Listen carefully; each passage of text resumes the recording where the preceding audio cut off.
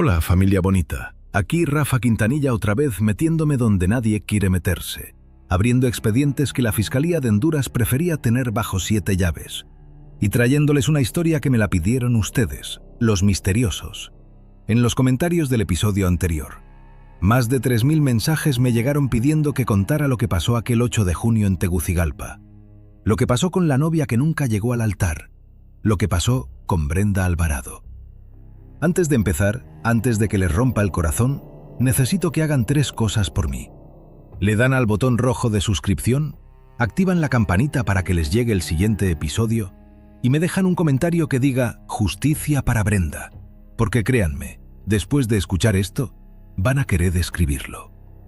Pónganse cómodos, cierren la puerta y si hay niños cerca, mándenlos a otra habitación, porque lo que viene no es para todos. Voy a empezar con un audio. Solo un audio. Sin contexto, sin explicación, sin nada. Quiero que lo escuchen, que lo dejen entrar, que sientan lo que sintió un hombre llamado Carlos Mendoza el 8 de junio a las 11:20 de la mañana, parado en el atrio de la iglesia Santa María de los Ángeles, en traje negro, con 400 invitados murmurando detrás suyo, con un cura mirando el reloj, con una madre que ya empezaba a sospechar. Carlos tomó el teléfono y mandó un mensaje de voz. Decía así, palabra por palabra, traducido del original que está en el expediente. «Mi amor, ¿dónde estás? La iglesia está llena, todos están aquí. Mi mamá llora de emoción. El padre dice que ya empecemos. Mi vida, contéstame, mándame algo, lo que sea. Te amo más que nada en este mundo. No me hagas esto, no hoy. Apúrate, mi reina, apúrate». Ese mensaje se lo mandó a Brenda Alvarado. Ese mensaje nunca lo escuchó. Ese mensaje fue grabado exactamente 40 minutos antes de que su cuerpo, vestido de blanco, fuera arrastrado de un Toyota acribillado en la avenida Los Próceres. Ese audio sigue guardado en el celular de Carlos. Carlos no lo ha borrado. Carlos no se ha vuelto a casar. Carlos hoy tiene 32 años y vive con la madre de Brenda en la misma casa donde la peinaron por última vez. Era miércoles, 8 de junio, en la ciudad de Tegucigalpa, capital de Honduras, capital también de uno de los países más violentos del continente americano. Eran las 11:20 de la mañana. El sol caía sobre la avenida Los Próceres como cae siempre en junio, sin piedad, calentando el asfalto hasta que parece que va a hervir. Por esa avenida transitaba un cortejo nupcial de 3 vehículos. En el primero iba el padre de la novia, don Ramiro Alvarado, hombre de 57 años, dueño de una pequeña ferretería en el barrio Kennedy, vestido por primera vez en su vida con un smoking que le quedaba apretado del pecho. A su lado, en el asiento del copiloto, iba ella, Brenda Patricia Alvarado Reyes, 24 años, enfermera del Hospital Materno Infantil, hija mayor de la familia, la primera de 4 hermanos en llegar al matrimonio, la primera en haber terminado la universidad, la primera en haber comprado una cama matrimonial nueva con sus propios ahorros. Vestida de blanco, vestida con un vestido que costó 11.000 lempiras, que su madre, doña Mercedes, había estado pagando en cuotas durante 8 meses. Velo largo, maquillaje hecho por su prima desde las 6 de la mañana. Iba sonriendo. Iba diciéndole a su padre, según declararía don Ramiro 3 semanas después en la audiencia, iba diciéndole: «Papá, no te pongas nervioso. Papá, todo va a salir bien». A las 11:28 minutos, en la intersección de la avenida Los Próceres con el Boulevard Suyapa, 2 hombres en una motocicleta Honda CG 125, sin placas, con cascos integrales, se atravesaron frente al vehículo nupcial. Hubo 7 detonaciones. Don Ramiro recibió 3 impactos. Brenda recibió 4. Eso es lo que pasó. Pero eso es solamente el final. Para entender por qué pasó, tenemos que retroceder. Tenemos que conocer a Brenda. Tenemos que conocerla viva. Brenda Alvarado nació un 13 de febrero en el Hospital Escuela de Tegucigalpa, hija de don Ramiro Alvarado y de doña Mercedes Reyes de Alvarado. Hermana mayor de Lucía, de 19 años, estudiante de Derecho, de Miguelito, de 12, y de la pequeña Carmencita, de 6. Familia humilde, familia trabajadora, familia de las que en Honduras se llaman familias decentes. Pal cambio, tenía miedo. Doña Mercedes era de un pueblo del oriente, de Olancho, donde la gente sabe que en Honduras hay cosas que es mejor no ver, no oír y sobre todo no decir. Pero Brenda salió al padre, Brenda salió valiente, Brenda salió con esa decencia que en este país, en este momento de la historia, se paga con la vida. Estudió la primaria en la Escuela Nacional Francisco Morazán, la secundaria en el Instituto Central Vicente Cáceres. De ahí salió con el promedio más alto de su promoción, 89 sobre 100, y con una beca para estudiar enfermería en la Universidad Nacional Autónoma de Honduras. Quería ser pediatra, pero la familia no alcanzaba para tantos años de medicina, así que ella misma decidió, con 18 años, que estudiaría enfermería, que se especializaría en cuidados neonatales, que trabajaría con bebés. Le gustaban los bebés. Lucía, su hermana, contó en una entrevista a un canal local, después de la tragedia, que Brenda guardaba en una caja de zapatos debajo de la cama todas las pulseritas de identificación de los recién nacidos que habían pasado por sus manos. Cada bebé que ella ayudaba a sobrevivir, cada prematuro que salía de la incubadora, cada gemelo de 400 gramos, dejaba en sus manos una pulserita de plástico con un nombre y un peso. Brenda las guardaba todas. Cuando murió, en esa caja había 320 nombres. 320 vidas que ella había ayudado a empezar antes de que la suya se terminara. Carlos Mendoza apareció en su vida cuando ella tenía 17 años y él 24. Carlos era mecánico, hijo de un mecánico, nieto de un mecánico, dueño con su padre de un taller en la colonia Kennedy llamado Talleres Mendoza e Hijo. Buen muchacho, dicen los vecinos. Trabajador, dicen los vecinos. Nunca anduvo en lo malo, nunca se metió con maras, nunca andaba de fiesta. Iglesia los domingos, taller los lunes a sábados, fútbol los jueves por la tarde con los amigos del barrio. Se conocieron en una boda de un primo lejano. Carlos cuenta que la vio bailar y supo. Así nada más, con esa claridad de las cosas verdaderas. Supo. La esperó. Le habló. Le pidió permiso a don Ramiro para visitarla los sábados. Don Ramiro lo miró de arriba a abajo y le dijo, según la versión que sigue contando doña Mercedes hasta hoy, le dijo: «Si la tratás mal una sola vez, te juro por mi madre que te mato yo mismo». Carlos no la trató mal nunca. 7 años de noviazgo, 7 años de sábados puntuales, 7 años de juntar dinero en una alcancía de barro que tenían sobre la mesa de la sala, 7 años de planes. La boda se planificó durante 3 años. 3 años, familia.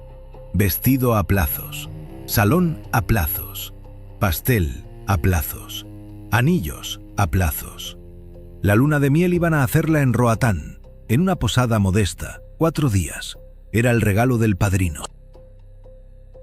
Y Carlos, mientras tanto, ahorró durante todo ese tiempo para comprarles una casita en una colonia tranquila, lejos del centro, lejos de las maras, lejos de los semáforos donde te pueden bajar del carro a punta de pistola. Pero Brenda trabajaba en un hospital, y los hospitales en Honduras, familia, no son lugares tranquilos. Los hospitales en Honduras son uno de los pocos lugares donde el Estado y las maras se cruzan cara a cara todos los días. Llegan heridos de bala, llegan apuñalados, llegan adictos, llegan gente que necesita medicamentos controlados, opioides, benzodiazepinas, cosas que en la calle se venden por 20 veces su precio en farmacia. Y los enfermeros, los médicos residentes, los farmacéuticos del hospital son los que tienen las llaves de esos armarios. Y las maras lo saben. Las maras lo saben muy bien. Brenda llevaba 3 años trabajando en el hospital materno-infantil. Su jefa, la enfermera supervisora doña Araceli Pineda, la describió ante el fiscal como, cito textualmente del expediente, la mejor enfermera joven que había tenido en 20 años de carrera. Una muchacha que llegaba 15 minutos antes y se iba 15 minutos después. Una muchacha que no aceptaba ni un café de los pacientes. Una muchacha íntegra. Esa palabra, íntegra. Esa palabra otra vez. esa palabra que en Honduras es una sentencia. Vamos al 8 de junio, vamos al día, vamos minuto a minuto, porque cada minuto importa, porque cada minuto es un minuto que ella vivió y que merece ser contado. La alarma sonó a las 5 de la mañana en la casa de la familia Alvarado, ubicada en la calle Las Acacias de la colonia Kennedy. Brenda fue la primera en levantarse. Doña Mercedes contó después que la encontró sentada en la mesa de la cocina, en pijama, tomando un vaso de leche tibia, mirando por la ventana hacia el cerro, sin decir nada. Le preguntó si estaba nerviosa. Brenda le dijo: «No, mamá, estoy feliz». Doña Mercedes la abrazó. Lloraron las dos un ratito en silencio, sin hacer escándalo, porque don Ramiro todavía dormía y porque a las 5 de la mañana las cosas importantes se hablan en susurros. A las 6 llegó la prima Yolanda, peluquera de oficio, con su maletín. A las 7 llegó Lucía con el ramo. A las 8 llegó la fotógrafa, una muchacha amiga del barrio que cobraba poco. A las 9:30, Brenda ya estaba peinada, maquillada y con los pendientes puestos. A las 10 se metió al baño con su madre y se puso el vestido. Doña Mercedes le abotonó cada uno de los 22 botones de la espalda. 22 botones, familia. 22. Después de la tragedia, doña Mercedes le pidió a la prensa local que escribieran ese número, que no se les olvidara. A las 10:30 bajaron a la sala. Don Ramiro, ya despierto, ya enesmoquinado, la vio aparecer en el umbral con el vestido blanco, con el velo cayéndole hasta la cintura, con los ojos brillándole de esa manera que solo brillan los ojos de las hijas el día que se van de la casa. Don Ramiro, hombre duro, hombre de ferretería, hombre que nunca había llorado delante de nadie, se le quebró la voz. Le dijo solamente: «Mi reina». Brenda se rió. Le dijo: «Papá, no me hagas llorar que me corro el rímel». La abrazó. Salieron a la calle.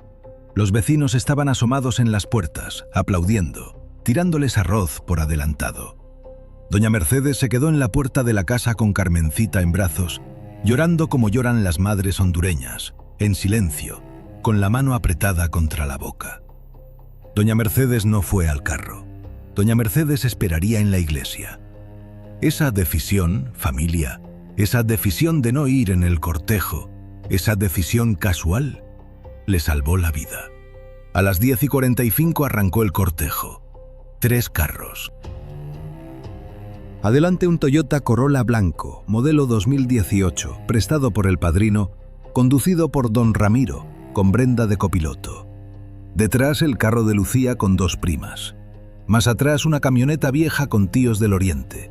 La distancia entre la casa y la iglesia era de 14 kilómetros. 14 kilómetros que en Tegucigalpa, a esa hora, con tráfico, se hacen en 35 minutos. La iglesia estaba en la colonia Loma Linda. El camino más rápido pasaba por la avenida Los Próceres. Don Ramiro tomó la avenida Los Próceres. Don Ramiro no sabía. Don Ramiro no podía saber. Don Ramiro nunca se va a perdonar haber tomado esa avenida. Hasta el día de hoy, 2 años después, según me cuentan fuentes en Tegucigalpa, don Ramiro no vuelve a manejar. Don Ramiro vendió el carro. Don Ramiro camina. Don Ramiro toma el bus. Don Ramiro nunca más se subió a un volante. Y aquí, familia, aquí necesito que se queden conmigo, porque vamos a meternos en lo profundo. Porque para entender por qué 2 motociclistas estaban esperando ese cortejo, en esa avenida, a esa hora exacta, tenemos que retroceder 4 meses. Tenemos que retroceder al 12 de febrero, al turno nocturno del Hospital Materno Infantil, a la sala de emergencias, a las 2:40 de la madrugada. Esa noche, en esa sala, Brenda Alvarado firmó su sentencia de muerte sin saberlo. Esa noche, en esa sala, Brenda hizo algo que en Honduras no se hace, algo que las enfermeras saben que no se hace, algo que los médicos saben que no se hace, algo que está en los manuales no escritos de supervivencia hospitalaria de Centroamérica. Brenda dijo que no. Eran las 2:40 de la madrugada del 12 de febrero. Llegó al hospital una camioneta sin placas. Bajaron 3 hombres cargando a un cuarto. El herido tenía un disparo en el muslo derecho, sangrado moderado, consciente, agresivo. Los 3 acompañantes tenían tatuajes visibles en el cuello y en las manos. Letras MS, números 13. Caras de la Santa Muerte. Las claves visuales que en Honduras todo el mundo identifica al instante. Eran maras. Eran de la mara salvatrucha, conocida como MS-13. Más específicamente, según se determinó después en la investigación, eran miembros de la clica Fulton Locos, una de las más violentas de Tegucigalpa, con base operativa en los barrios bajos de Comayagüela. El herido era un sujeto de 28 años, de 1,75 m, complexión robusta, cabeza rapada, tatuajes de pandilla en cara y cuello. Su nombre real, descubierto meses después, era Edgar Giovanni Cruz Maradiaga, alias El Travieso, con orden de captura desde 2021 por 3 homicidios sin resolver y por extorsión agravada. Esa noche, El Travieso entró al hospital con un disparo en la pierna, producto de un enfrentamiento con una clica rival en una colonia de Comayagüela. El médico de turno, un residente de tercer año al que voy a proteger porque sigue vivo y sigue trabajando en Honduras y todavía tiene familia, atendió al herido, limpió la herida, determinó que la bala había salido sola, sin tocar arteria ni hueso. Cosió, ordenó dejar al paciente en observación 2 horas, le indicó antibiótico oral, ibuprofeno común y nada más. Hasta ahí todo correcto, hasta ahí todo dentro del protocolo. Pero entonces los acompañantes no se conformaron. Los acompañantes empezaron a presionar al residente para que les diera otra cosa. Querían tramadol, querían morfina, querían fentanilo, querían lo que ellos llamaron algo bueno para el dolor, pero que en realidad era la justificación perfecta para sacar opioides del hospital, llevárselos a la calle y revenderlos en las maquilas de la zona industrial a obreros adictos por 20 veces el precio. Negocio limpio, negocio sencillo. Negocio que la MS-13 venía haciendo en ese hospital, según los testimonios posteriores, desde hacía por lo menos 1 año y medio. El residente, asustado, hizo lo que se hace en estos casos. Llamó a la enfermera supervisora del turno. Esa noche la enfermera supervisora era Brenda Alvarado. Brenda llegó a la sala de emergencias. Vio a los 3 hombres, vio los tatuajes, vio al residente sudando frío. Vio al herido en la camilla mirándola con esa mirada de los maras, esa mirada que la gente que ha estado en Centroamérica conoce, esa mirada vacía, esa mirada de estar muerto por dentro hace mucho tiempo. Y Brenda, según el testimonio del residente que está en el expediente, Brenda hizo lo siguiente. Caminó hasta el armario de medicamentos controlados, sacó la llave, abrió el armario, sacó una tableta de ibuprofeno de 400 miligramos, cerró el armario con llave, volvió a la camilla, le entregó la tableta al herido. Le dijo, palabras textuales según el testimonio, le dijo: «Esto es todo lo que le toca, señor. Si quiere algo más, va a tener que ir a comprarlo a la farmacia con receta del jefe del servicio. Aquí no se regalan opioides». Y se dio media vuelta y se fue, caminando despacio, sin correr, sin mirar atrás. Los 3 acompañantes la miraron irse. El travieso, desde la camilla, también la miró. Y en ese momento, familia, en ese momento exacto, en esa sala de emergencias del Hospital Materno Infantil de Tegucigalpa, a las 3:10 de la madrugada del 12 de febrero, Brenda Alvarado dejó de ser una enfermera para esos hombres. Pasó a ser un nombre, pasó a ser un objetivo, pasó a ser una deuda. Porque en la lógica de la mara, decirle no a un mara delante de otros maras es una falta de respeto que se paga con sangre. Y si el que dice no es una mujer joven, una mujer que se atreve a humillarte en tu propia camilla, la deuda crece. Crece hasta hacerse impagable. Crece hasta volverse muerte. El travieso salió del hospital esa madrugada cojeando, con su tableta de ibuprofeno en el bolsillo, escupiendo amenazas que el guardia de seguridad escuchó pero no anotó, porque en Honduras los guardias de seguridad de los hospitales no anotan las amenazas de las maras. Los guardias de seguridad de los hospitales de Honduras quieren llegar vivos a fin de mes. Las amenazas, según el guardia que después declaró bajo protección, fueron palabras textuales: «Esa perra ya está marcada, esa perra no va a llegar a vieja». Brenda terminó su turno a las 6 de la mañana. Salió del hospital, tomó el bus, llegó a su casa, desayunó con su madre, se acostó a dormir. Y no le contó a nadie lo que había pasado esa noche. A nadie. Ni a Carlos, ni a don Ramiro, ni a doña Mercedes, ni a Lucía. ¿Por qué? Porque Brenda era íntegra. Y porque Brenda era valiente. Y porque Brenda creía, con esa fe terrible que tienen los jóvenes, que las cosas que se hacen bien no traen consecuencias malas. Brenda creía que decir no era suficiente. Brenda no sabía que en Honduras decir no es exactamente lo que te mata. Pasaron febrero, marzo, abril, mayo. 4 meses. 4 meses en los que el travieso fue capturado en otro operativo, llevado al penal de El Pozo 2 en la zona de Ilama, condenado a 38 años por extorsión y homicidio y encerrado en el módulo de máxima seguridad. Pero el penal de El Pozo 2, familia, y esto es algo que el sistema penitenciario hondureño ya admitió públicamente, el penal de El Pozo 2 no era una cárcel de verdad. Era una oficina. Era un centro de operaciones.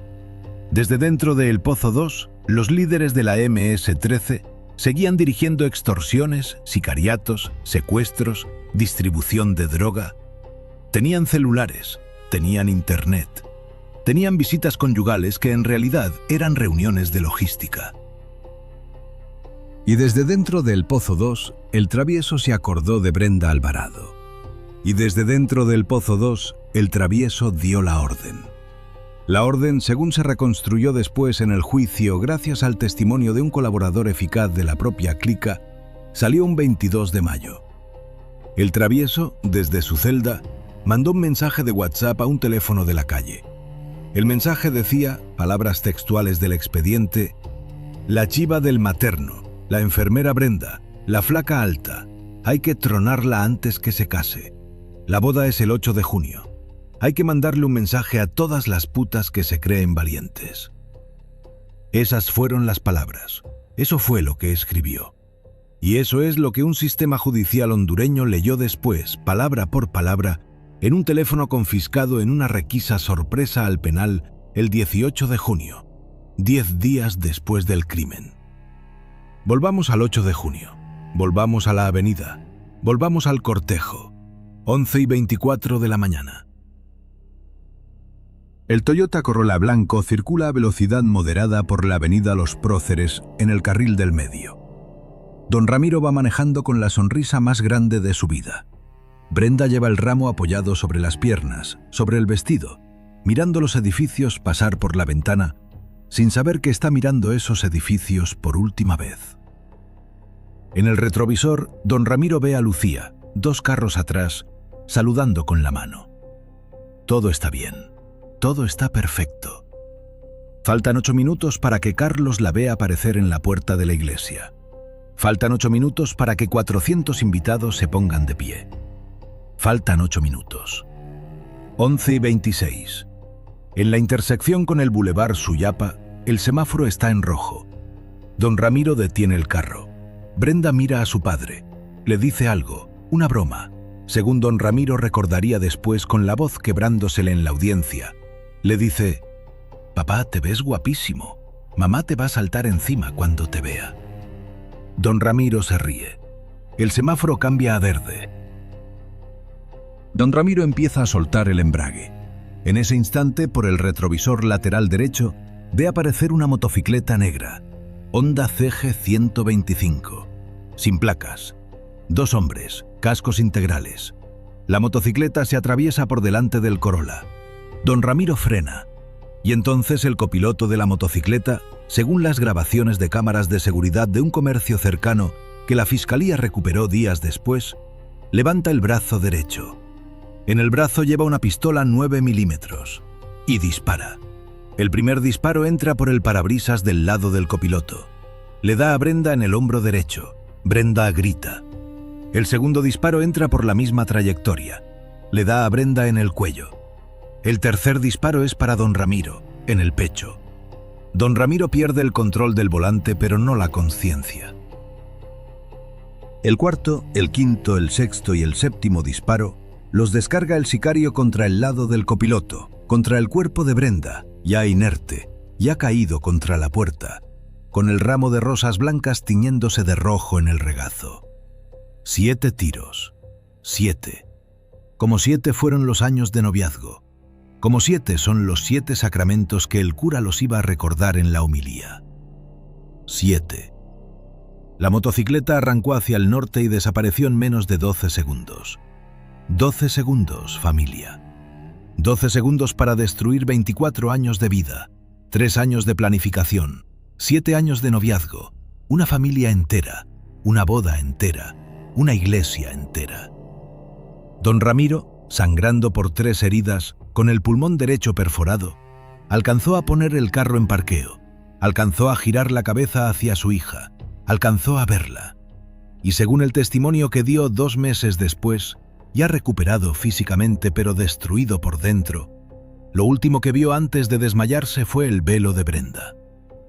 El velo blanco. Empapado, pegado a la cara, empapado de sangre que ya no era roja, que ya era casi negra, porque la sangre, cuando sale rápida y mucha, se ve negra al sol del mediodía hondureño. Mientras tanto, a 12 kilómetros de distancia, en la iglesia Santa María de los Ángeles, Carlos Mendoza miraba el reloj por 7ª vez. 11:32. Brenda llegaba 12 minutos tarde. Las novias siempre llegan tarde, le había dicho su madre. Esa es la tradición. Carlos respiró hondo. Saludó a un primo. Habló con el padre. Volvió a mirar el reloj. 11:37. Sacó el celular. Le marcó. Buzón. Le mandó un mensaje. No llegó la doble palomita azul. Llamó otra vez. Buzón. Y entonces, según contaría meses después en la única entrevista que dio a un canal local, sintió por primera vez ese peso en el pecho. Esa cosa que él describió como un pájaro negro que se me sentó en el corazón y no se quería ir. Volvió a llamar. Buzón. Y entonces grabó el mensaje de voz. Ese mensaje. El mensaje que abrió este episodio. Mi amor, ¿dónde estás? Lo mandó a las 11:42. Brenda llevaba ya 14 minutos muerta. Las primeras sirenas se escucharon a las 11:50.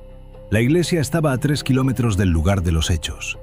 Algunos invitados que llegaban tarde por la avenida Los Próceres ya habían visto el Corolla blanco detenido en mitad de la calle, con la puerta abierta, con el cuerpo asomado. Algunos habían reconocido el carro. Algunos habían empezado a llamar a la iglesia. El primero que entró corriendo al templo fue un primo de Carlos, un muchacho de 20 años, que se acercó al altar, se acercó a Carlos, le agarró el brazo y le dijo solamente, según el testimonio del propio Carlos, le dijo: «Hermano, vení conmigo, hubo un accidente, vení rápido». Carlos no entendió. Carlos preguntó: «¿De quién?». El primo no le contestó. El primo solo le dijo: «Vení». Carlos salió de la iglesia. Se subió al carro del primo. En el camino, según contaría después, el primo manejaba llorando. Y Carlos entendió. Carlos hinchado de aceite de motor y de sangre. Carlos corrió. Un paramédico intentó detenerlo. Carlos lo empujó. Carlos llegó hasta la camilla. Carlos vio a Brenda. Carlos cayó de rodillas en el asfalto caliente, en su traje negro, en sus zapatos lustrados de novio, y según el testimonio de los paramédicos, soltó un grito que no era un grito humano. Soltó un alarido. Soltó algo que los socorristas, hombres acostumbrados a ver de todo en Tegucigalpa, describieron después como el sonido más feo que hemos escuchado en nuestras carreras. Brenda fue trasladada al Hospital General San Felipe. Los paramédicos hicieron lo que se hace en estos casos: comprimieron las heridas, le pusieron oxígeno, intentaron mantener el pulso. Pero las heridas del cuello eran demasiado profundas. La carótida estaba seccionada. La pérdida de sangre era masiva. Brenda llegó al San Felipe a las 12:19. Entró directo a la sala de trauma. 23 minutos después, a las 12:42, los médicos declararon su muerte. Don Ramiro entró por la misma puerta a las 12:29, todavía consciente, todavía preguntando por su hija, y permaneció en cuidados intensivos durante 19 días antes de poder ser dado de alta. A don Ramiro nadie le dijo nada hasta el segundo día, cuando ya estaba estable. Cuando le dijeron, don Ramiro no lloró, según las enfermeras que estaban presentes. Don Ramiro solo cerró los ojos. Don Ramiro dejó de hablar durante 11 días. Durante esos 11 días, don Ramiro no pronunció una sola palabra. Y aquí, familia, aquí entró Rafa Quintanilla. Aquí entré yo. Porque cuando esta noticia explotó en los medios hondureños, cuando las imágenes del vestido blanco ensangrentado en el asfalto le dieron la vuelta a Centroamérica, cuando hashtags como Justicia para Brenda empezaron a inundar redes, fuentes amigas dentro de la Fiscalía hondureña me contactaron. Fuentes que ya saben que esta cara, este nombre, este canal, no pacta con nadie. Fuentes que querían que el caso no se enfriara. Fuentes que me pasaron, bajo cuerda, copias de los autos del expediente, de las transcripciones de los chats incautados, de los testimonios protegidos. Y gracias a esas fuentes, gracias a ustedes, los misteriosos, que me empujaron con 3000 mensajes para que contara esta historia, hoy podemos cerrar este episodio diciendo nombres, diciendo todos los nombres. El sicario que disparó se llama Wilmer Josué Argueta Velázquez, alias El Caballo, 22 años, miembro de la clica Fulton Locos, originario del barrio La Sosa de Comayagüela. El conductor de la motocicleta se llama Brian Estuardo Murillo Reyes, alias El Bicho, 19 años, mismo barrio, misma clica. Ambos fueron capturados 11 días después del crimen, el 19 de junio, en una casa de seguridad en la colonia Villanueva, gracias a la cooperación de un colaborador eficaz, cuya identidad sigue siendo, hasta el día de hoy, secreta de Estado. El autor intelectual, el que dio la orden desde la celda número 14 del módulo 4 del penal de El Pozo 2, es Edgar Giovanni Cruz Maradiaga, alias El Travieso, 28 años, líder de segunda línea de la clica Fulton Locos. Los tres fueron juzgados por el Tribunal de Sentencia de Tegucigalpa entre febrero y mayo del año siguiente. Los tres fueron condenados a la pena máxima del Código Penal hondureño por el delito de asesinato agravado. 75 años de reclusión cada uno, sin posibilidad de beneficios penitenciarios. La condena se leyó un día martes, a las 4 de la tarde, en presencia de la familia Alvarado. Doña Mercedes lloró. Don Ramiro no. Don Ramiro miró fijamente a los tres condenados, uno por uno, durante toda la lectura. No movió un músculo. Cuando lo sacaron de la sala, don Ramiro se volteó hacia la prensa y dijo solamente una frase. Una frase que se volvió titular en toda Centroamérica al día siguiente. Una frase que a mí, familia, a mí me eriza el cuerpo cada vez que la escucho. Don Ramiro dijo: 75 años no me devuelven a mi hija, pero por lo menos, cuando salgan, ya nadie se va a acordar de ellos. Y todos nos vamos a seguir acordando de Brenda. Y se acuerdan. Se siguen acordando. La marcha del 15 de junio, 2 sábados después del crimen, reunió a más de 12.000 personas en Tegucigalpa, todas vestidas de blanco, todas caminando desde el Hospital Materno Infantil hasta la Iglesia Santa María de los Ángeles. 12 kilómetros caminando. El mismo recorrido que Brenda nunca terminó de hacer.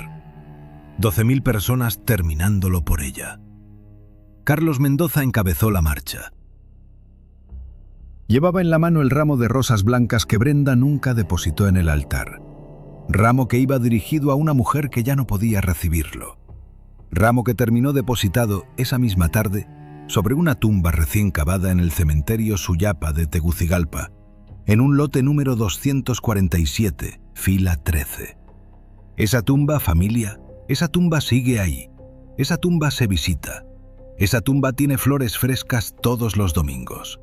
Las pone doña Mercedes, las pone Lucía, las pone Carmencita, que ya creció y que ya entiende.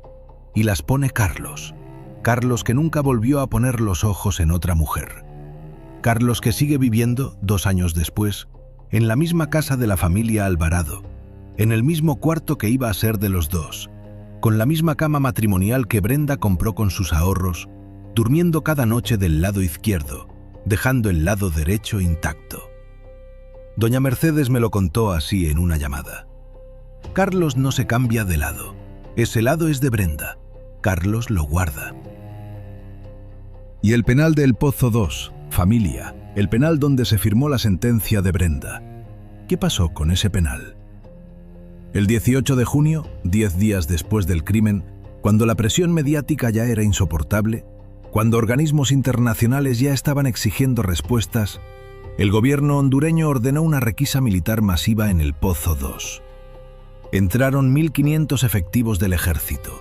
Encontraron dentro de las celdas lo siguiente: 412 teléfonos celulares, 37 computadoras portátiles, routers wifi instalados en los pasillos, armas blancas, cocaína, crack, marihuana, botellas de whisky importado, colchones king size, refrigeradoras y un libro, familia.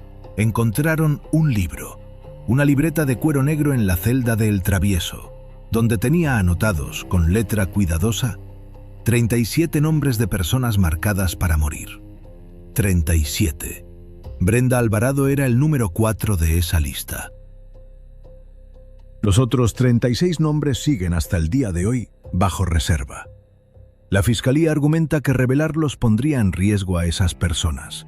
Yo, Rafa Quintanilla, tengo mis dudas. Yo creo que de esos 36, varios ya no están vivos. Yo creo que el sistema hondureño hizo lo que siempre hace el sistema: protegió la lista en lugar de proteger a la gente de la lista. Pero eso, familia, eso es harina de otro costal. Eso es para otro episodio. ¿Y saben qué es lo que más me revuelve el estómago de toda esta historia? ¿Saben qué es lo que no me deja dormir desde que abrí este expediente? No es la motocicleta, no son los 7 disparos, no es el vestido empapado de sangre. Lo que más me revuelve es esto. Brenda Alvarado, esa noche del 12 de febrero, en esa sala de emergencias, podía haber hecho otra cosa. Podía haber abierto el armario de controlados. Podía haber sacado 2 ampollas de tramadol. Podía haberlas entregado con una sonrisa nerviosa. Podía haber dicho: aquí tiene, señor, que se mejore. Podía haber callado. Podía haber colaborado. Podía haber hecho lo que hacen miles de profesionales de la salud en Centroamérica todos los días.